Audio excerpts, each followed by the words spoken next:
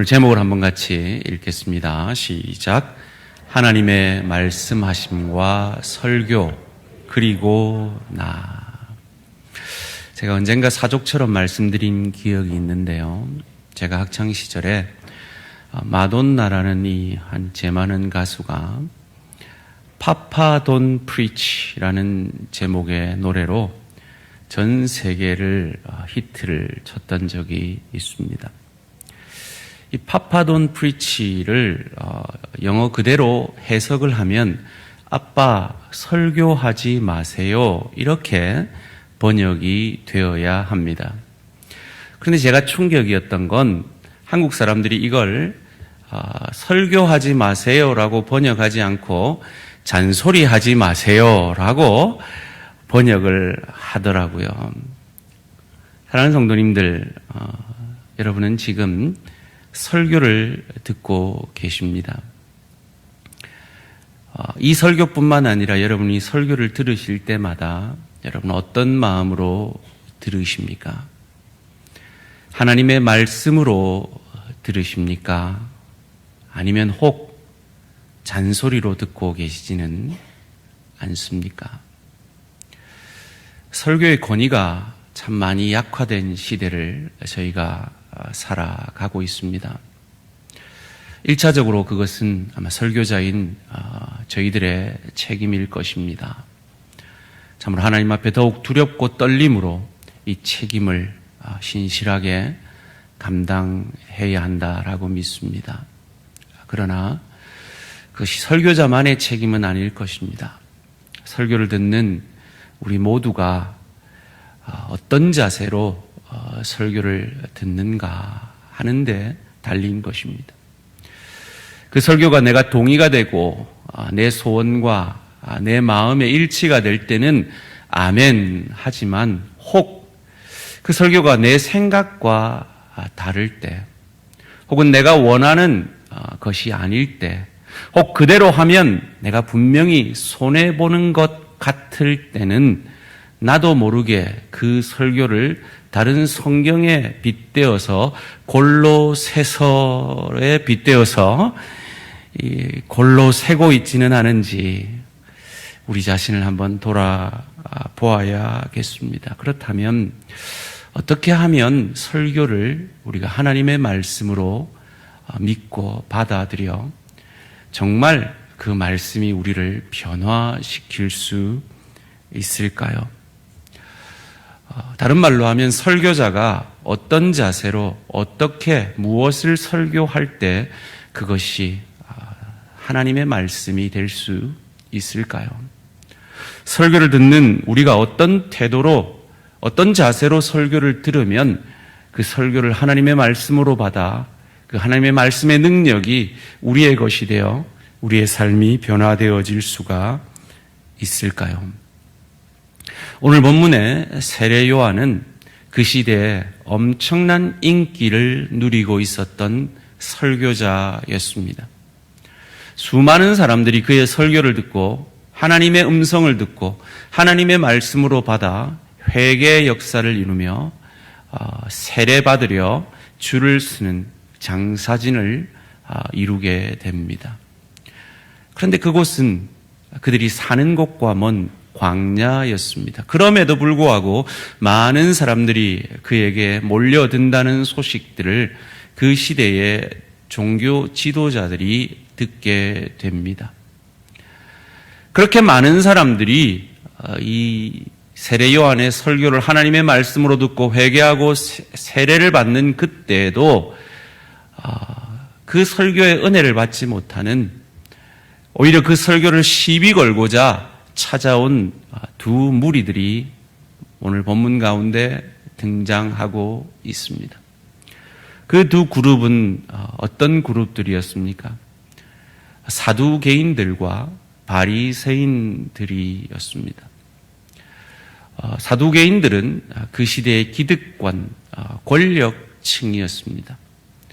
그들이 사람을 보내어서 세례 요한에게 너는 누구냐라고 묻습니다. 오늘 본문 19절 말씀입니다.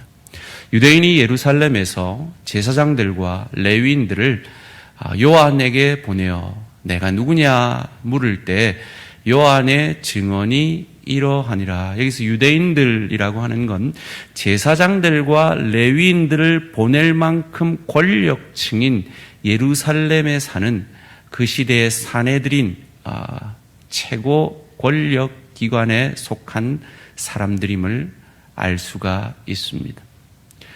그들이 궁금해할 정도로, 그들이 위협을 느낄 정도로 세례 요한은 그 시대에 엄청난 인기를 구가하고 있었던 것입니다. 그들의 질문에 세례 요한의 답은 아주 간단했습니다. 나는 그리스도가 아니다라는 것입니다. 20절 말씀입니다. 요한이 드러내어 말하고 숨기지 아니하니 드러내어 하는 말이 나는 그리스도가 아니라 한데, 이어서 그리스도가 아니라면 혹 너는 엘리야냐 그 선지자냐 라고 또 다른 그룹이 묻습니다. 21절 말씀입니다. 또 묻되 그러면 누구냐? 내가 엘리야냐? 이르되 나는 아니라. 또 묻되 내가 그 선지자냐? 대답하되 아니라. 이 말씀을 이해하려면 구약 성경을 먼저 이해하는 것이 필요합니다.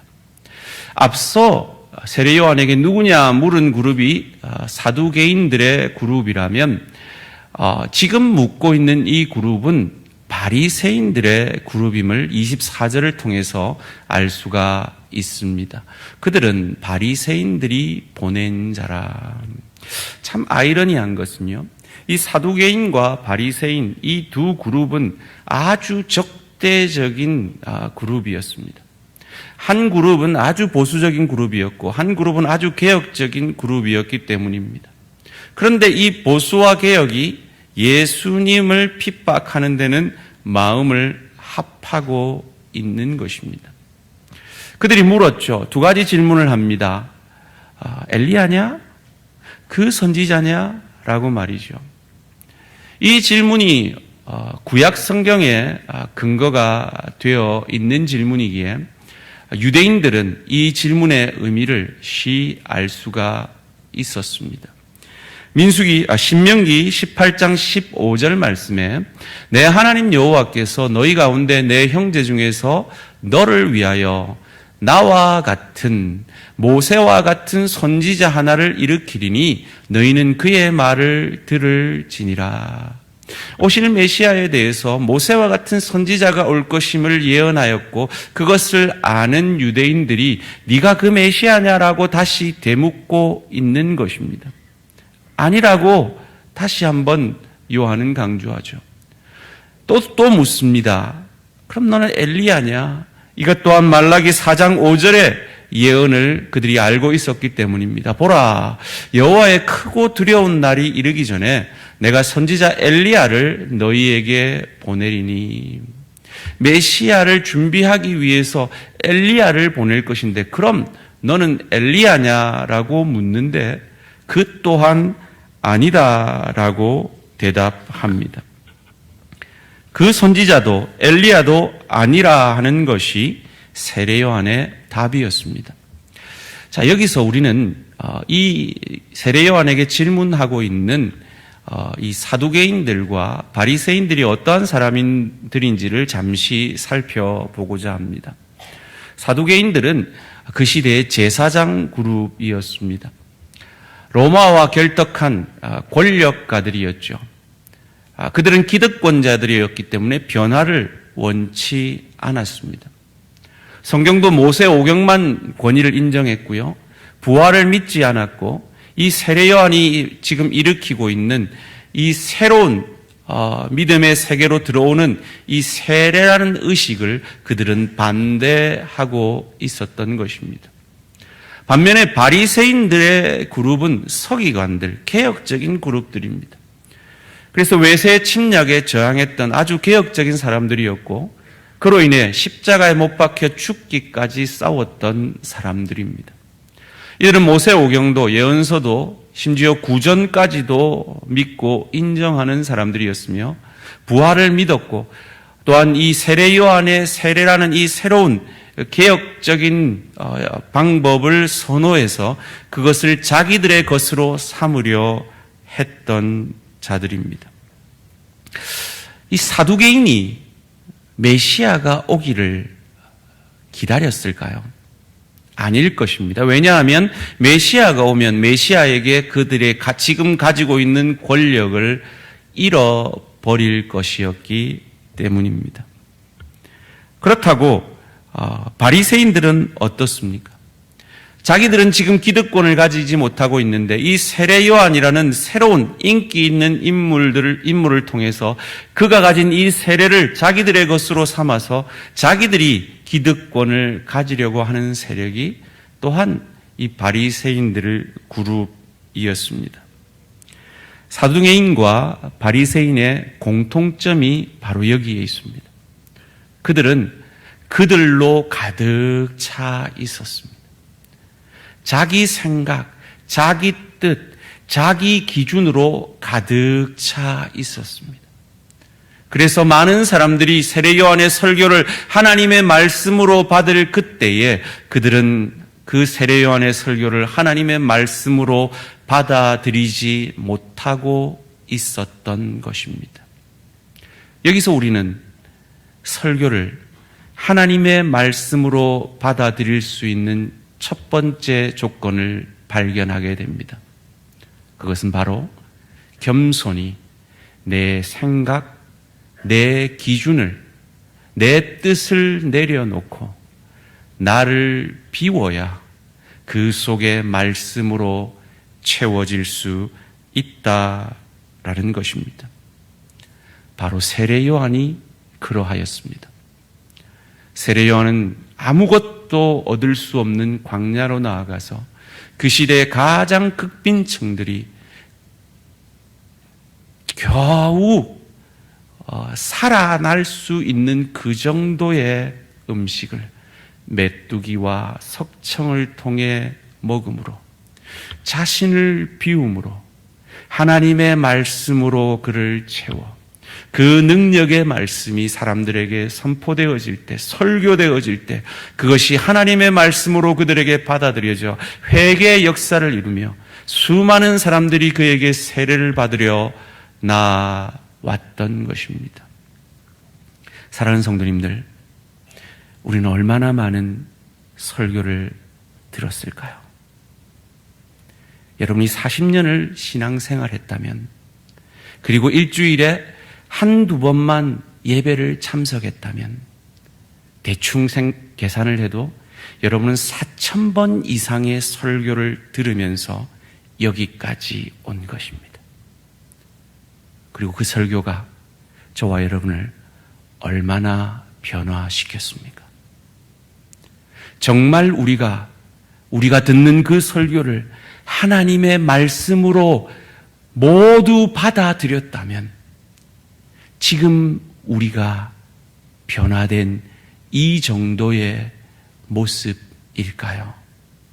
아니면 더 귀한 신앙의 진보가 있었을까요?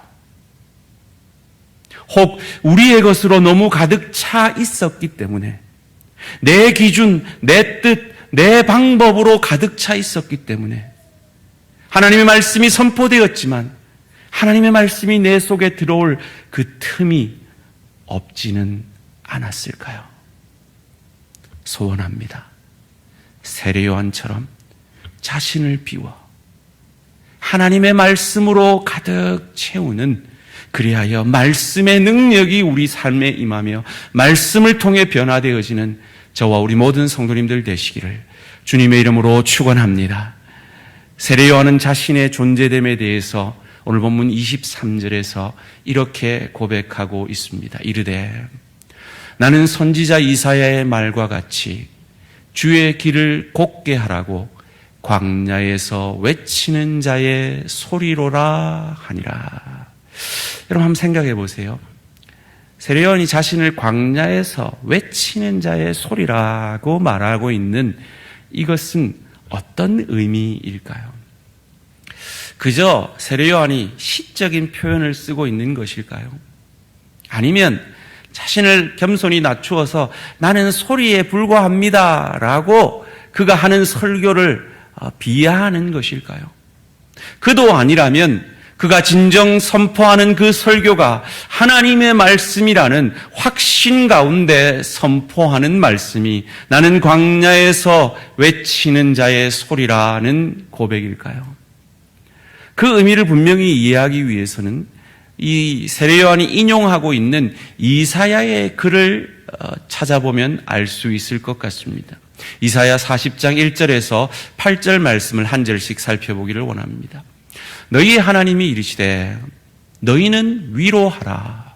말씀을 통해서 내 백성을 위로하라. 2절 말씀에 너희는 예루살렘의 마음에 닿도록 말하며 성도들의 마음에 닿는 설교를 하라는 거죠. 그것에게 외치라. 그 노역의 때가 끝났고 그 죄악이 사함을 받았느니라. 그의 모든 죄로 말미암아 여호와의 손에서 벌을 배나 받았느니라 할지니라 하시니라. 너희가 죄 때문에 벌을 받지 않았느냐. 그러나 그 죄가 사함받았다는 그 귀한 위로의 메시지를 전하라는 것입니다. 외치는 자의 소리여 이르되 너희는 광야에서 여호와의 길을 예비하라. 바로 세례 요한이 이 글을 인용하고 있는 것이죠. 사막에서 아무것도 없는, 스스로는 어떤 것도 만들어낼 수 없는 그 사막에서 하나님의 대로를 말씀으로 평탄하게 하라. 골짜기마다 도두어지며 산마다 언덕마다 낮아지며 평균케 되어지는, 고르지 아니하는 곳이 평탄하게 되며 험한 곳이 평지가 되어지는 역사를 말씀으로 선포하라 하는 것입니다. 그리고 여호와의 영광이 나타나고, 이를 통해서 우리는 확신할 수 있습니다. 지금 세례 요한은 여호와의 영광의 말씀을 확신 가운데, 이것은 내 말이 아니다, 인간의 말이 아니다, 여호와의 영광이 나타난 하나님의 말씀이다라고 선포하고 있는 것입니다. 그를 통해 모든 육체가 그것을 함께 보리라. 이는 여호와의 입이 말씀하셨느니라.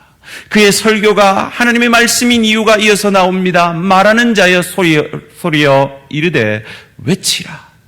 대답하되 내가 무엇이라 외치리까. 설교자가 자기의 생각을 말하지 아니하고 자기 임의대로 설교하지 아니하고 내가 무엇을 외치리까 기도하면서 하나님께 받은 말씀을 선포한다면 그것은 세례 요한의 고백처럼 광야에서 외치는 자의 하나님의 말씀임을 믿으시기를 주님의 이름으로 축원합니다. 하니 이르되 모든 육체는 풀이요 그의 아름다움 들의 꽃과 같으니, 이것은 사람들이 듣고 싶은 말이 아니죠. 아름답다, 잘 살 거다라는 말을 듣고 싶지 곧 시들 거라는 말을 사람들은 듣기를 원치 않습니다. 그래도 하나님의 말씀이면 들어야 한다는 말입니다. 풀은 마르고 꽃은 시들문. 제가 자주 쓰는 표현대로 이 하루살이 같은 인생이 곧 끝날 것인데 여호와의 기운이 그 위에 불미라. 이 백성은 실로 풀이로다. 그리고 이어지는 8절이 나옵니다. 함께 읽습니다. 시작. 그리고 꽃은 시드나 우리 하나님의 말씀은 영원히 서리라 하라. 이 하루살이 같은 인생이 끝날 거지만, 우리의 육신의 장막은 점점 무너져 가지만, 말씀만은, 그 말씀이 약속하신 그 약속만은 영원함을 그는 광야에서 외치는 자의 소리가 되어 선포하고 있는 것입니다. 왜 이 말을 합니까? 그 세례 요한의 설교를 하나님의 말씀으로 받지 아니하는 사두개인들과 바리새인들을 향하여 이것은 사람의 말이 아니라 하나님의 말씀이다라고 강조하고 있는 것입니다. 여기서 우리는 두 번째로 설교가 하나님의 말씀으로 믿어지고 들려지기 위해서는 목회자가 세례 요한처럼 겸손히 자기 생각이 아니라 말씀을 말씀대로 하나님의 뜻만을 전할 그때 설교는 더 이상 인간의 말이 아니라 하나님의 말씀이 되어지는 것입니다. 사랑하는 성도님들, 저희 대양의 모든 말씀 사역자들이 이와 같이 겸손히 인간의 말이 아니라 하나님의 말씀을 하나님께로부터 받아 전하게 되어지는 사역자들이 되어질 수 있도록 기도해 주시기를 주님의 이름으로 부탁드립니다. 그런데요, 이건 설교자만의 문제는 아니에요. 이 말씀을 듣는 우리들도 베레아 성도들과 같은 자세로 들을 때 설교자가 더 두렵고 떨림으로 인간의 말이 아니라 하나님의 말씀을 전할 것이고, 또한 그 말씀을 받아 정말 우리가 말씀의 능력이 우리의 것이 되고 우리의 삶이 변화되어질 수 있을 것입니다. 사도행전 17장 11절 말씀입니다. 베레아 사람은 데살로니가에 있는 사람보다 더 신사적이어서 간절한 마음으로 말씀을 받고 이것이 그러한가 하여 날마다 성경을 상고함으로, 제가 일부러 개역 한글 버전을 띄워드렸습니다. 개역 개정은 더 너그러워서라고 번역이 되어 있는데요, 참 번역이 좀 애매해요. 영어 성경이 좀 분명합니다. open-minded, 열린 마음으로 성경을, 그들이 가지고 있는 성경은 구약 성경뿐이거든요. 구약 성경에 약속된 오시리라 한 메시아 그리스도에 대한 말씀이 지금 바울이 선포하고 있는 이 복음의 말씀에 비추어서 그것이 말씀에 합당한가, 이것이 그러한가 하여 날마다 성경을 상고하였다라고 베레아 성도들을 표현하고 있습니다. 왜 그들이 이것이 그러한가 하여 날마다 성경을 상고했을까요? 저 바울이 선포되어지는 저 설교가 하나님의 말씀이라면, 하나님의 뜻이라면, 그것이 내게 손해가 될지라도, 그것이 내 자존심을 상하게 할지라도 그 말씀에 순종하고자 하는 열심이었는 줄 믿습니다. 소원합니다. 그 동일한 열심이, 이 베레아 성도들과 같은 동일한 자세와 열심이 저와 우리 모든 성도님들의 것이 되어지기를 주님의 이름으로 축원합니다. 설교자가 겸손히 하나님께로부터 받은 그 말씀을 하나님의 뜻인 줄 알고 선포할 때 그것은 더 이상 인간의 말이 아닙니다. 하나님의 말씀입니다. 그리고 그것이 정말 하나님의 말씀이라면, 그것이 이러한가 하여 상고해 봤을 때 정말 그것이 하나님의 뜻이라면 우리의 목숨을 걸고 그 뜻 앞에 내 생각, 내 뜻, 내 감정, 내 욕심, 내 소원을 내려놓는 저와 우리 모든 성도님들 되시기를 주님의 이름으로 축원합니다. 너 그 선지자도 아니고 엘리야도 아니라면 너 왜 세례 주느냐라고 세례요한을 그들은 계속 괴롭힙니다. 오늘 본문 25절 말씀입니다. 또 물어 이르되 내가 만일 그리스도도 아니요 엘리야도 아니요 그 선지자도 아닐진데 어찌하여 세례를 베푸느냐. 여기에 대한 세례 요한의 답이 아주 오묘합니다. 26절, 27절 말씀 함께 봉독하실 때 그 오묘함을 한번 느껴보시기 바랍니다. 시작. 요한이 대답하되 나는 물로 세례를 베풀거니와 너희 가운데 너희가 알지 못하는 한 사람이 섰으니 곧 내 뒤에 오시는 그이라. 나는 그의 신발끈을 풀기도 감당하지 못하겠노라 하더라. 자, 26절을 좀 띄워주시고요. 지금 세례 요한이 이렇게 답하죠. 나는 물로 세례를 베풀거니와 그의 행위를 얘기합니다.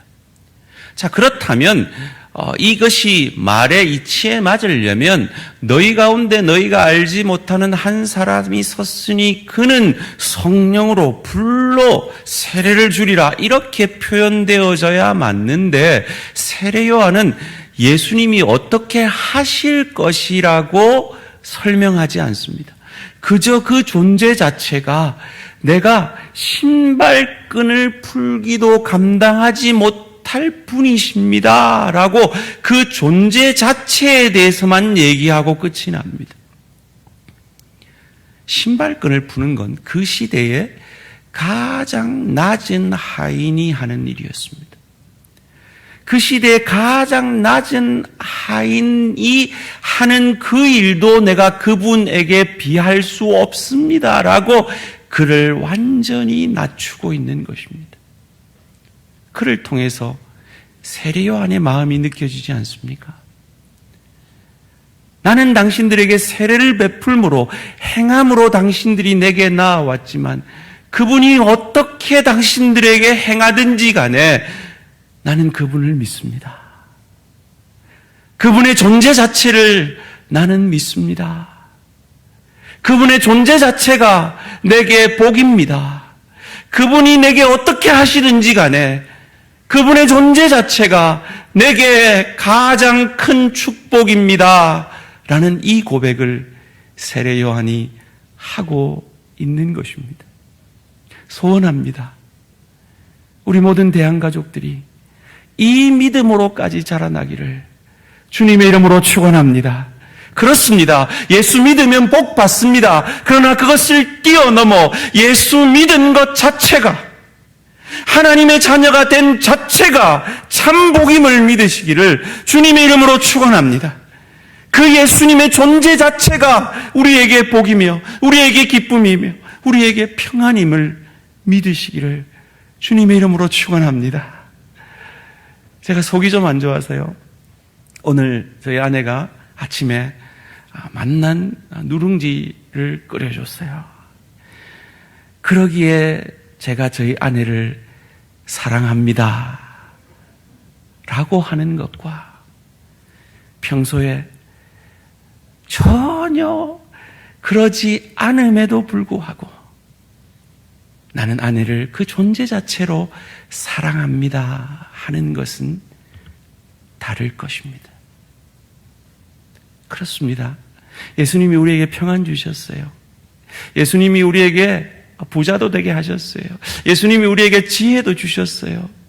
우리에게 너무나 많은 축복을 주셨어요. 감사하죠. 그러나 그것 때문이 아니라 내 육신이 지금 연약해도 내 지금 관계에 어려움이 있어도 여전히 응답받지 못한 기도의 소원들이 있어도 내가 여러 어려운 환경 속에 있어도 예수님 그분이 내 주님이시기에 그분의 존재 자체가 내게 감사가 되어지는 세례요한 같은 믿음으로 자라가는 저와 우리 모든 성도님들 되시기를 주님의 이름으로 축원합니다. 얼마나 겸손한 표현입니까? 그런데요, 우리가 겸손을 착각해요. 집사님, 이런 사역이 필요한데요. 이런 사역 좀 해주시겠습니까? 목사님, 저는 믿음이 부족해서요. 그런 거 못해요. 이게 겸손인 줄 알아요. 그건 오히려 교만이에요. 겸손은요, 나는 못하지만 주님의 은혜로 주님이 내게 주신 그 은혜에 감사함으로 감당하겠습니다. 사역하겠습니다. 그것이 참 겸손임을 믿으시기를 주님의 이름으로 축원합니다. 여러분, 사두개인들의 관심사는 무엇이었습니까? 자기들의 권력이었습니다. 그 권력에 방해되는 새로운 세례를 없애버리려고 그들은 예를 썼습니다. 바리새인들은 달랐습니까? 그들은 새로운 것에 관심이 있었습니다. 그러나 세례 요한의 그 인기 있는 세례를 자기들의 것으로 삼아서 그들이 사두개인처럼 권력을 잡고 싶었던 것이 그들의 관심사였습니다. 그런데 요한의 관심사는 오직 하나였습니다. 주의 길을 예비하는 것이었습니다. 그것을 위해 그는 너무나 지나치게 자기를 비하하는 듯한 표현도 감당합니다. 그는 흥하여야겠고 나는 쇠하여야 하리라. 그 위대한 고백을 하지요. 아이러니한 것은요, 그는 분명히 자기가 엘리야가 아니라고 했는데요, 예수님은 이 세례 요한이 엘리야라 그러셨거든요. 마태복음 11장 11절에서 14절 말씀입니다. 내가 진실로 너희에게 말하노니 여자가 낳은 자 중에 세례 요한보다 큰 이가 일어남이 없도다. 그러나 천국에서는 극히 작은 자라도 그보다 크니라. 12절 말씀, 세례 요한의 때부터 지금까지 천국은 침노를 당하나니 침노하는 자는 빼앗느니라. 모든 선지자와 율법이 예언한 것은 요한까지니 만일 너희가 즐겨 받을진대 오리라 한 엘리야가 곧 이 사람이니라. 분명히 예수님이 세례 요한이 엘리야라 그랬어요. 그런데 왜 그는 자기가 엘리야라 하라 하지 아니할까요? 그가 그 자신에게는 관심이 없었기 때문입니다. 그가 엘리야든 엘리야가 아니든 그것이 그에게 중요한 것이 아니라고 믿었기 때문입니다. 그의 유일한 관심은 그가 주인공이 아니라는 겁니다. 예수가 주인공이라는 겁니다. 그것을 위해서 그는 철저히 자기를 낮추고 있습니다. 사랑하는 성도님들, 우리가 설교를 하나님의 말씀으로 받아들이지 못하고 있는 세 번째 이유가 혹 우리가 우리 자신에게 너무 관심이 많기 때문은 아닐까요? 우리 자신의 필요, 우리 자신으로만 너무 가득 차 있기 때문은 아닐까요? 세 번째로, 설교가 하나님의 말씀으로 들려지려면 우리의 모든 관심이 설교자의 관심뿐만 아니라 설교를 듣는 우리 모두의 관심이 구원자 예수 그리스도에게 집중되어지며 내가 내 인생의 주인공이 아니라 예수께서 그 의로우신 피로 그 피값으로 나를 사신 예수께서 내 인생의 주인공임을 믿고 그분이 내 인생 가운데 어떻게 주인공으로 설 수 있는가에 우리의 모든 관심이 가질 때 혹 내 필요와 혹 내 생각과 혹 내 소원과 다른 설교가 선포되어질지라도 그 설교를 하나님의 말씀으로 받아들일 수 있게 될 것입니다. 요한이 그러하였습니다. 이어지는 오늘 본문 읽지는 않았지만 29절 30절 말씀입니다. 이튿날 요한이 예수께서 자기에게 나아오심을 보고 이르되 보라 세상 죄를 지고 가는 하나님의 어린 양이로다. 내가 전에 말하기를 내 뒤에 오는 사람이 있는데 나보다 앞선 것은 그가 나보다 먼저 계심이라 한 것이 이 사람을 가리킴이라. 하루가 지났습니다. 하루가 지나도 그의 온 관심은 오실 메시아 그리스도 그분이십니다. 그래서 그는 그분을 바로 알아봤습니다. 여러분, 사람은요 관심 있는 게 눈에 띕니다.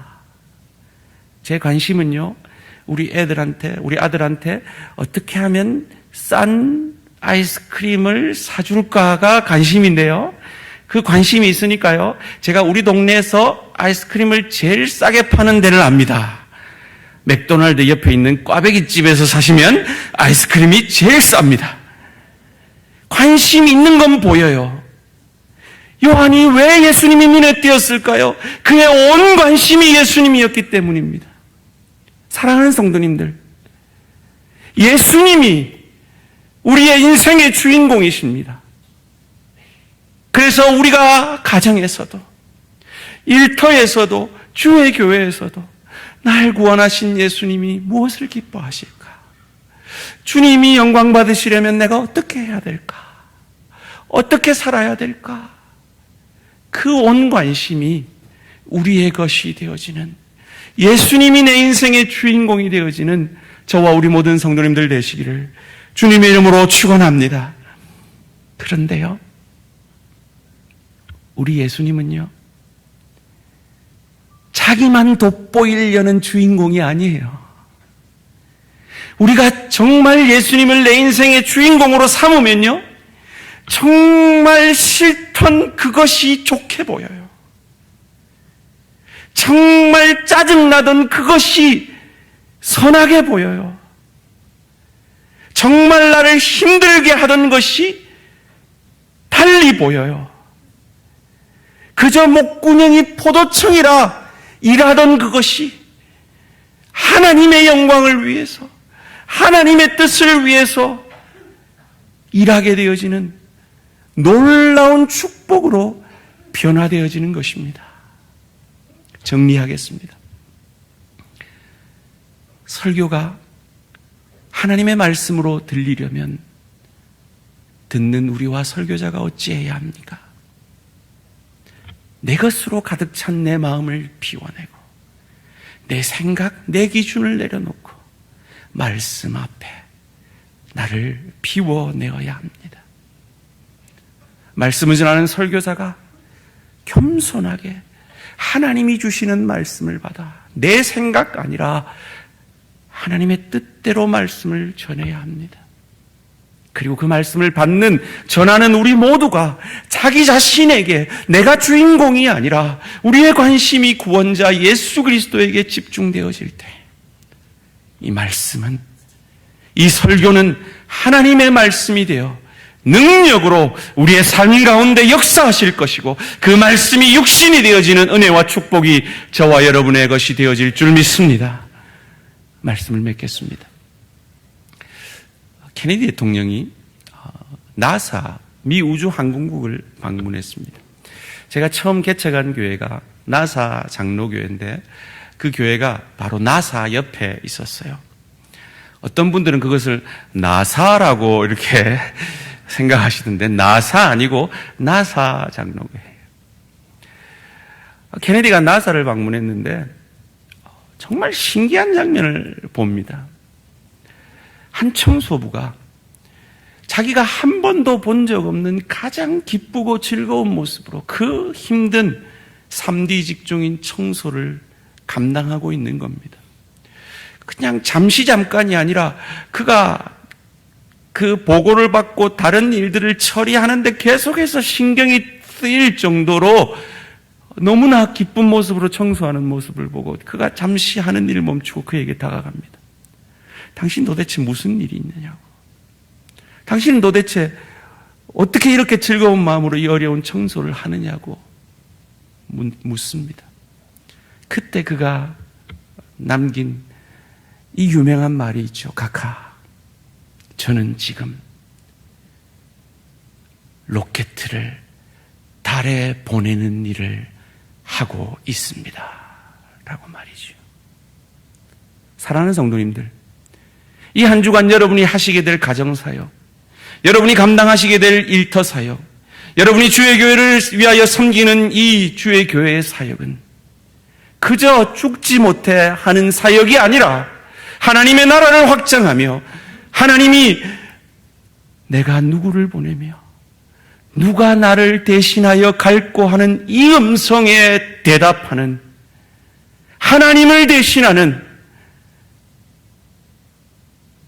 한 영혼을 구원하며 하나님의 역사를 이루는 위대한 일임을 믿으시고 나를 비워 하나님의 말씀으로 나를 채워 내 인생의 주인공인 내가 아니라 예수 그리스도 힘을 삶으로 증거해내므로 그분이 우리의 태도를, 우리의 생각을 바꾸셔서 아무리 그 일이 세상이 보기에 하자는 일일지라도 하나님이 보시기에 내가 주인공임을 믿으시고 그 주인공으로서의 역할을 주님을 대신하여 충성스럽게 감당하는 저와 우리 모든 성도님들 되시기를 주님의 이름으로 축원합니다.